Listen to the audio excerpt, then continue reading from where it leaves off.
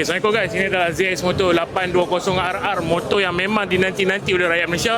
Dah ada untuk kita view dekat Malaysia Bike Show. Jom kita tengok. Motor ni dia bukanlah motor yang lumba, tapi dia replika, motor production lah. Maknanya bukan motor race tapi motor production. Apa yang ada kat sini adalah motor yang akan keluar dekat untuk dijual lah di masa hadapan. Okay, kita tengok satu persatu, kita belik kan. Okay, ni bahagian hadapan dia, lampu dia adalah jenis projector LED dengan fork USD daripada Kayaba, radio brake kiri kanan dengan floating disc brake. Okay.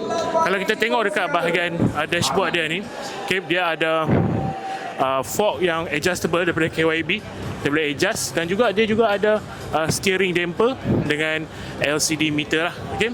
Dan juga dia ada datang lengkap dengan cruise control dan juga pelbagai setting yang kita boleh set kat sini.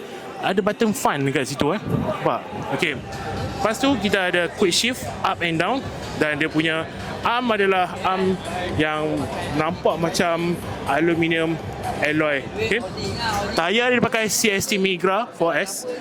Tayar ni cikgu dah try, memang sedap. 190 55 17. Tayar depan adalah saiz 120 70 17. Okey. Kita tengok side mirror dia adalah mounted dengan mounted dengan signal lah. Okay. Then kita tengok bahagian tepi, dia main standard dengan exhaust daripada Aero, okay, Extreme Passion, dan juga brake bahagian belakang. Brake belakang hilang. Nanti ada lah. Okay. Dan ini bahagian lampu belakang dia.